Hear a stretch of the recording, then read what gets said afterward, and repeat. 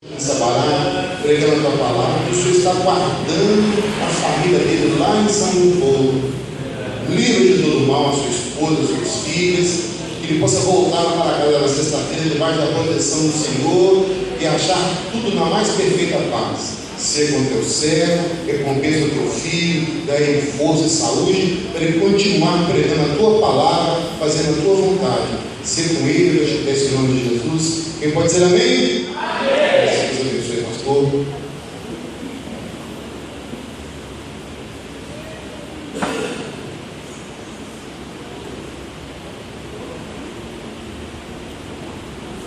Queridos irmãos, a paz do Senhor. Amém. Nós louvamos a Deus pela oportunidade de estar aqui na cidade de Sabará pela primeira vez e juntamente com os irmãos, com esta igreja, podemos compartilhar daquilo que Deus preparou para nossas vidas para esta noite de hoje.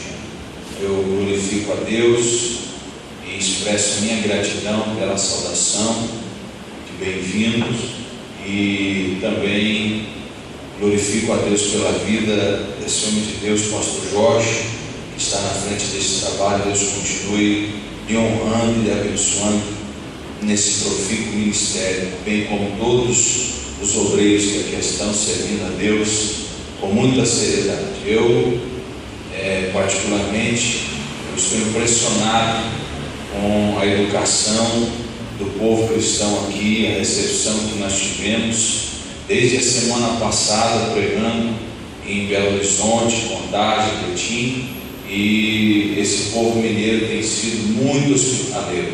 Eu louvo a Deus por isso, porque nós pregadores, a gente às vezes, aparentemente, parece que a gente é uma pessoa que não precisa, mas às vezes a gente fica um pouco carente, pastor.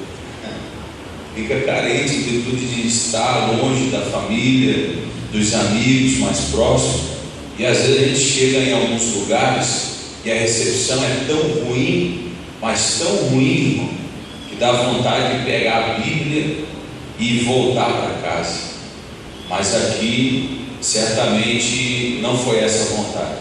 A vontade foi de fazer que nem a gente fala lá, pegar a mala e a cuia e vir embora para cá, ficar junto com esse povo. Deus abençoe a todos, em nome de Jesus, viu? Aleluia. Eu gostaria de compartilhar o texto bíblico com os irmãos, o livro de Neemias,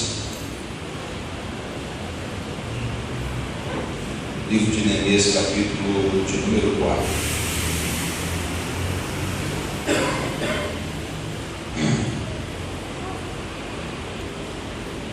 Neemias, capítulo de número 4.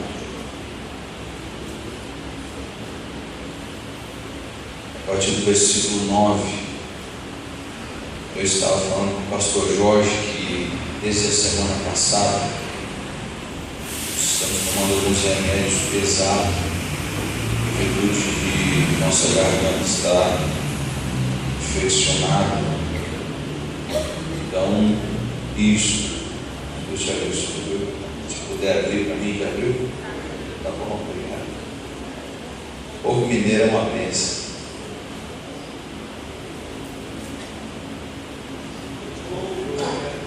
O povo está chegando.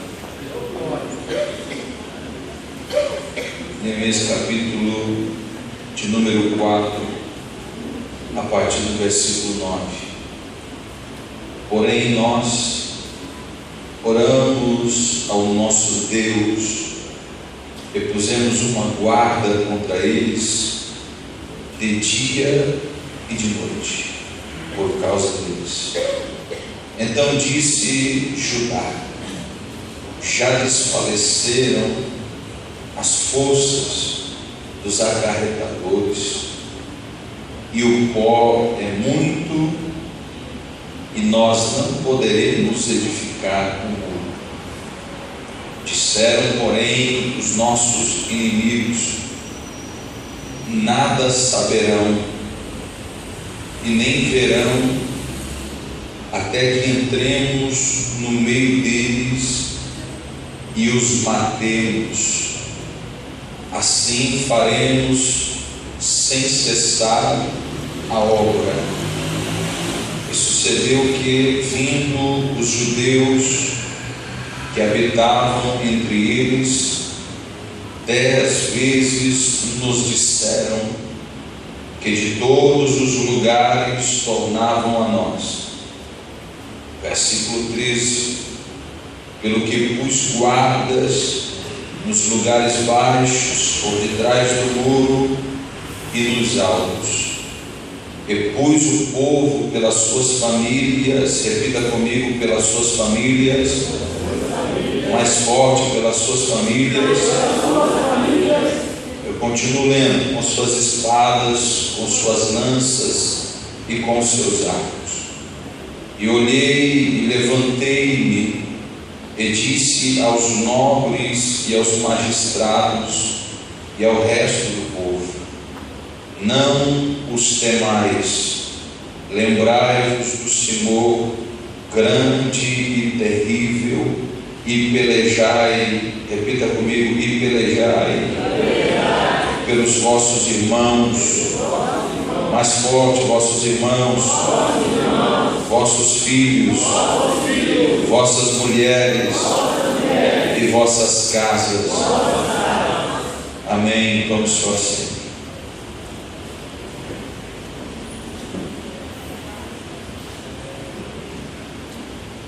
Meus irmãos, nós temos lido aqui uma referência bíblica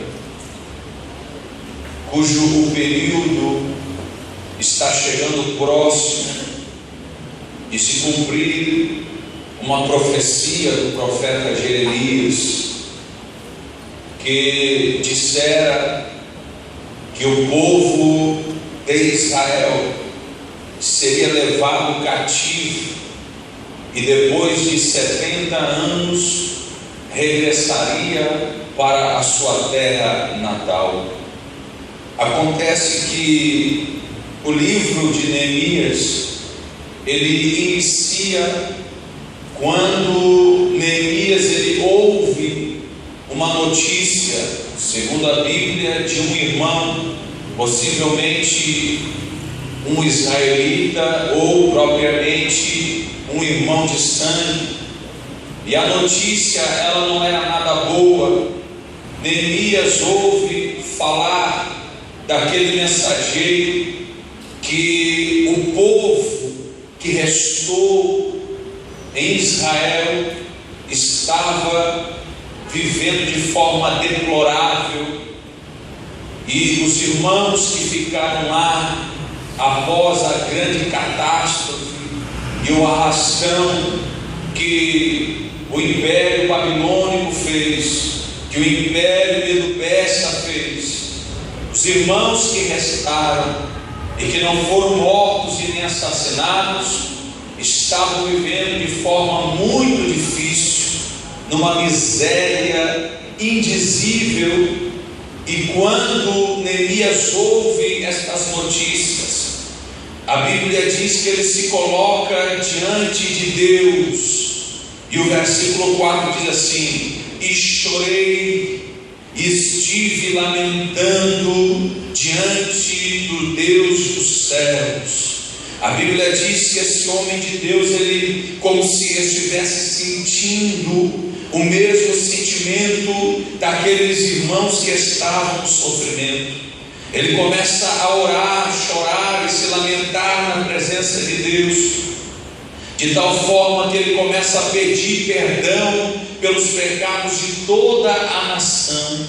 E a partir daquele momento, Neemias ele toma partido daquela situação adversa, e agora ele procura uma lacuna e uma oportunidade para mudar aquela situação, para mudar o que estava acontecendo, porque certamente lá em Israel ficou alguém da sua descendência, certamente lá em Israel ficou alguém da sua família, alguém que fazia parte da sua semente estava lá. E Neemias toma essas dores e ele começa agora a procurar uma oportunidade para fazer algo em prol daquelas pessoas que estavam sofrendo. Ele ainda estava no cativeiro, ele ainda estava em terra estranha, mas isso não lhe impedia de se disponibilizar para fazer algo para o Deus de Israel. Quando nós estudamos esta referência bíblica de forma cronológica, nós vamos descobrir que haviam outros homens de Deus que também eram contemporâneos de Neemias, homens como Esdras, homens como o profeta Malaquias, o profeta Ageu, o profeta Zacarias. Quando Deus envia esses 3 profetas, existe um deles que levanta uma contenda contra algumas pessoas ali em Israel, que voltaram do cativeiro, se estabeleceram na sua terra natal, e a Bíblia diz que Deus estava nervoso com algumas pessoas que estavam mais preocupadas em reconstruir as suas casas com madeira nobre, com materiais nobres, casas estucadas, e haviam abandonado o templo que estava em ruínas e destruição. Então nós entendemos que havia algumas pessoas que conseguiram guardar ou esconder dinheiro, e eu não sei como. Essas pessoas poderiam ter sido escolhidas por Deus na ótica humana. Agora Deus resolve escolher alguém que estava lá na mordomia do império Medo-Persa. Deus escolhe a Neemias, e os irmãos hão de concordar comigo que nós em nenhum momento vamos ver algum profeta profetizando para Neemias e dizendo que Deus queria usá-lo. Nós não vamos encontrar nenhum anjo descendo do céu e revelando a ele o propósito de Deus para a sua vida. Não, mas nós vamos ver que o próprio Neemias se coloca na presença de Deus para ser um instrumento nas mãos de Deus e para mudar uma história que aparentemente era adversa. O que eu aprendo com isso é que não adianta às vezes nós ficarmos esperando algum profeta, algum homem de Deus, alguma mulher de Deus entregar alguma revelação para nós, e nem muito menos um anjo descer do céu. Mas se eu me colocar na presença de Deus, certamente Ele me levantará. Se você se colocar na presença de Deus, certamente Ele vai me usar para mudar alguma situação adversa na sua vida e no meio do seu povo. Então Deus levanta Neemias, e de certa forma Ele mostra um abatimento. Deus, Ele provoca uma situação para trazer um meio de provisão para Neemias poder se desprender do cativeiro, porque ele ainda era escravo, e poder retornar para a sua terra e fazer aquilo que Deus estava precisando que alguém fizesse. Você pode olhar para alguém e pode dizer: aquele ali, ele é bonitinho, aquela ali é alinhada, aquele ali se veste bem, o outro fala bem, o outro estudou, fez curso disso, daquilo, tem tantas faculdades. Mas na verdade Deus usa aqueles que se colocam na presença dele. Neemias, ele era um copeiro do rei, e o copeiro não era o garçom, porque o copeiro tinha uma função diferente, e o garçom apenas de trazer as bebidas. Então Neemias, ele não era garçom, ele era o copeiro do rei.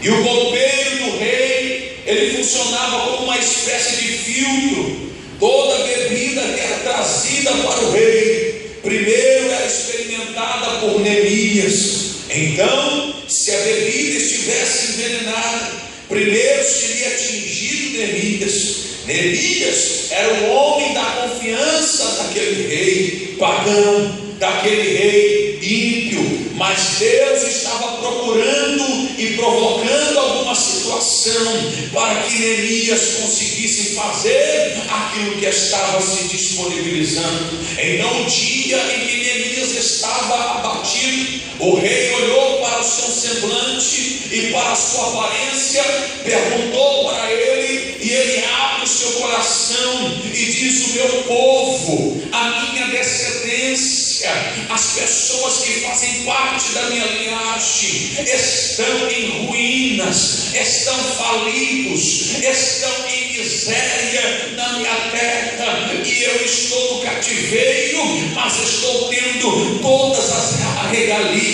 Eu preciso fazer alguma coisa por ele. Pois bem, Deus toca no coração daquele rei pagão. Em primeiro lugar, ele libera e assina uma carta de alforria para Neemias, liberando ele do cativeiro. Em segundo lugar, o rei diz: Neemias, ninguém dos nossos vizinhos vai poder te barrar, porque eu estou te autorizando a regressar para a sua terra. Em terceiro lugar, o rei diz: eu vou te dar dinheiro suficiente para quando você chegar lá, você fazer a obra do Senhor teu Deus.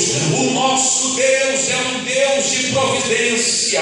O nosso Deus é um Deus que abre porta aonde não tem porta. O nosso Deus é o Deus que usa aquele que Ele quer e na hora que Ele quer. Se houver alguém disponível aqui para fazer a obra dele, Ele vai te levantar, Ele vai abrir porta, Ele vai trazer recurso. O que importa é a vontade e o sentimento que está em nosso coração.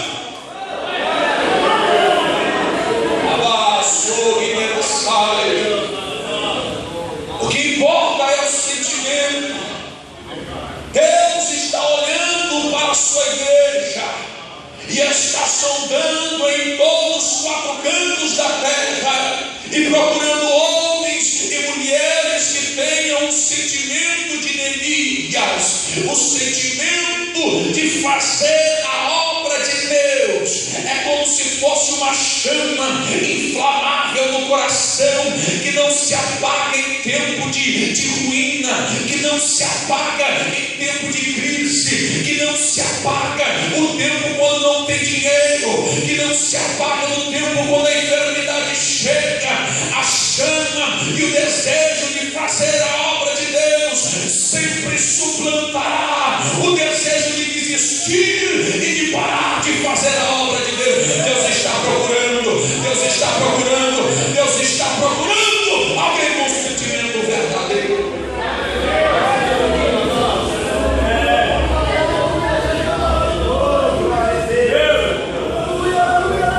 Alguém que sinta alguma coisa.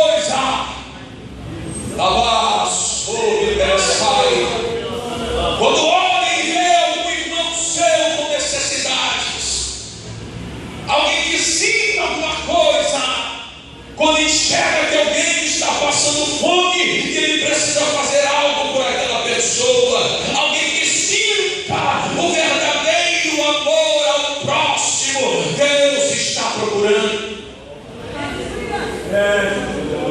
Homens e mulheres que não se acovardem em tempos de crise, como fez Gideão, quando o exército midianita cerca todo Israel. Todos os homens valentes de Israel estavam trancados dentro de casa com medo. Mas a Bíblia diz que Gideão, ele sai pela noite para buscar comida para a sua família. porque certamente ele estava vendo os seus filhos chorarem de fome, certamente estava vendo o desespero da sua esposa, vendo os filhos chorar e não ter nenhum alimento dentro de casa. Então a Bíblia diz que Gideão sai de dentro de casa pela noite, porque todo homem de Deus, ele tem uma estratégia. Se ele saísse durante o dia, ele seria pego e a sua família morreria da mesma forma. Então ele sai à noite, ele vai lá no meio da roça, ele colhe o trigo e vai para o lagar. Por que lagar? Porque lagar era o lugar de pisar as uvas, e naquela época não era época de uva, então jamais os midianitas procurariam alguém no lagar, porque o homem de Deus tem estratégia. Lá está Gideão malhando o trigo no lagar, e enquanto ele está preparando comida para os seus filhos, certamente no seu coração ele falava: a minha família não vai perecer, a minha esposa não vai morrer de fome, os meus filhos não vão morrer de fome. Quando Deus olhou dos céus, Deus não suportou e mandou um anjo até ele dizer: o Senhor é contigo, varão valoroso, porque tu és homem de coragem. Deus está olhando para pessoas assim, que têm o mesmo sentimento de Gideão, que não temem a crise, que não temem a morte, mas ele vai lutar pela sua família, ele vai lutar pela sua casa. Quantos Deus pode contar aqui nesta noite? Deixa eu ver, levante as suas mãos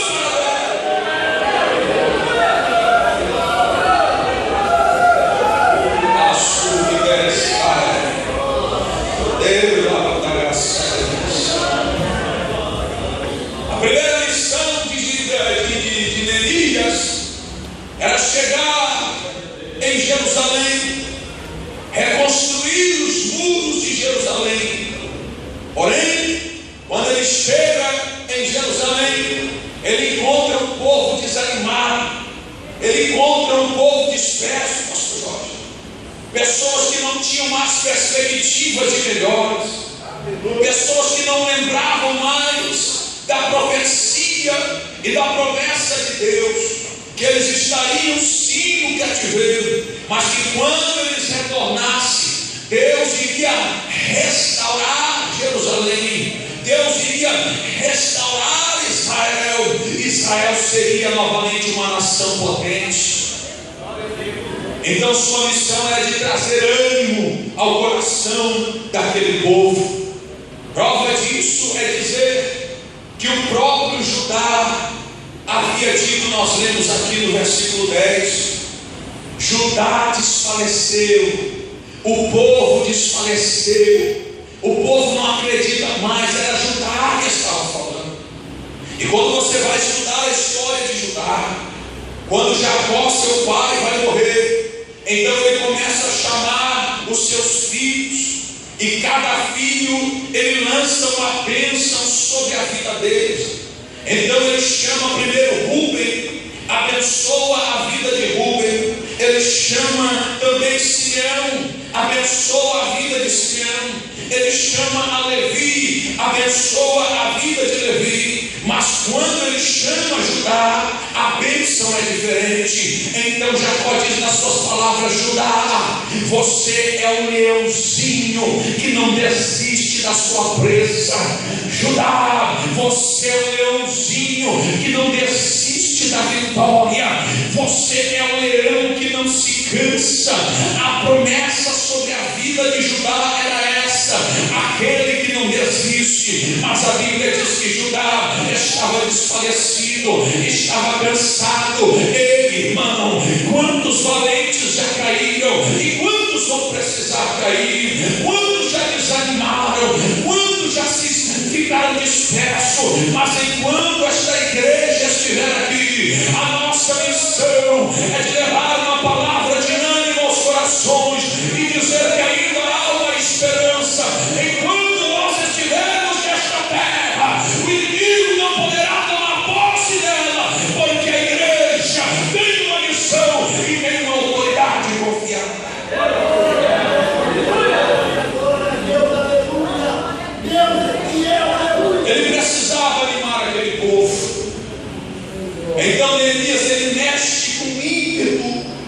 homens. Quer ver deixar alguém valente? É ameaçar a família dessa pessoa, por mais covarde que ele seja, mas ele fica valente. Ameaça os filhos, ameaça a esposa, por mais covarde, por mais fraco que ele seja, mas ele fica valente. Então Neemias disse: lutai pelos vossos filhos, lutai pelas vossas esposas, lutai pelos vossos irmãos. Ainda há uma esperança, e enquanto houver esperança, ainda existe oportunidade de lutar, pois o céu é tomado à força e a vitória ela é conquistada através da luta e da batalha. Então ele chama-os e traça uma estratégia, porque era necessário reconstruir os muros de Jerusalém. E os muros das cidades daquele tempo antigo significavam muita coisa.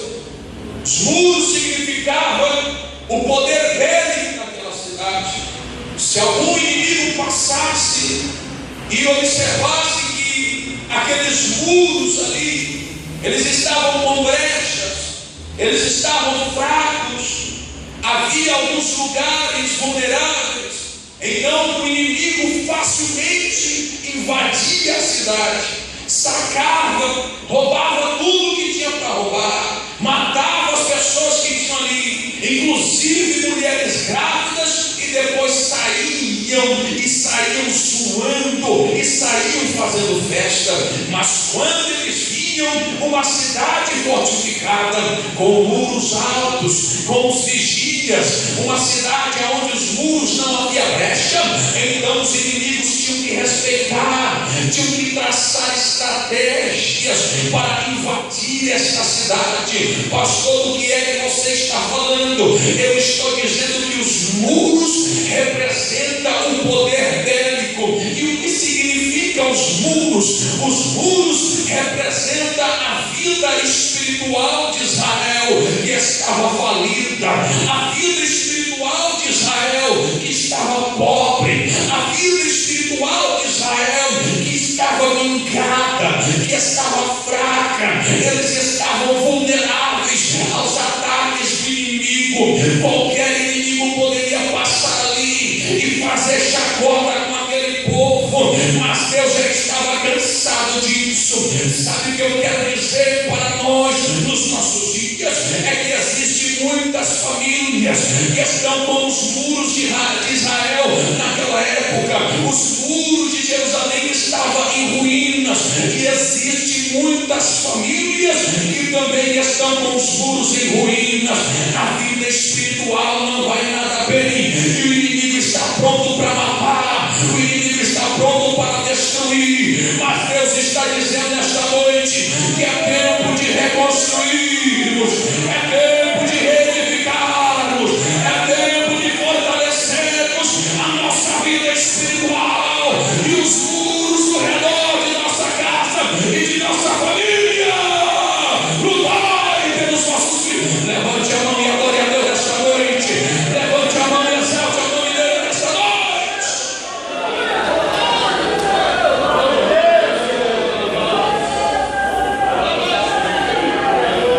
Existem muitas famílias que estão vulneráveis ao ataque do inimigo. A vida espiritual não vai nada bem, e você está dando brechas para o inimigo. Mas é tempo de reconstruir os muros. Você pode dizer: pastor, eu estou me esforçando. Só que o inimigo tem estratégias.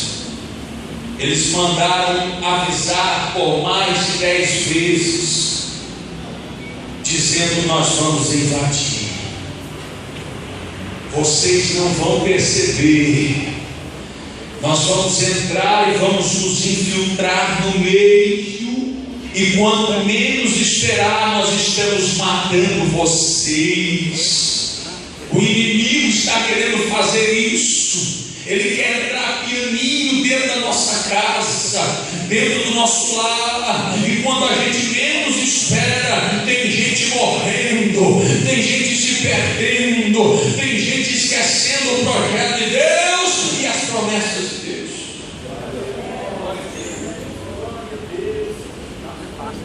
É tempo de reestruturarmos a nossa vida espiritual, porque essa é a estratégia do inimigo hoje. Antigamente o diabo queria matar alguém, fazer de tudo para provocar um acidente, lançar embaixo de uma carreta e pronto, acabou. Mas o diabo mudou a estratégia. É só nós abrir os olhos para perceber. Hoje em dia ele não quer matar, ele só quer machucar, ele só quer ferir. Porque o crente que está ferido e machucado, ele precisa de outras pessoas. Se ele estiver contaminado, ele vai contaminar outras pessoas. O diabo não quer matar mais ninguém, ele quer só ferir, ele quer só colocar uma chaga. É como se fosse o câncer. O câncer, ele é uma enfermidade que inicia na célula, que é algo tão minúsculo no nosso corpo, que a gente precisa enxergar através do microscópio. A célula é muito pequena, mas é lá que o câncer inicia. Então a gente sabe que a célula, ela se reproduz, ela se multiplica. Célula do sangue, célula dos ossos, célula da pele, célula dos dedos, enfim, todas as células elas se multiplicam. Acontece que a célula enferma, ela também se multiplica. Então, ao invés de ela morrer, ela não morre. Ela continua se multiplicando normalmente, porém doente, enferma. Em vez de morrer, ela vai se multiplicando, aumentando e contaminando todo o corpo. E às vezes o câncer que começou na pele, ele vai lá, caminha até o nervo e caminha até o osso.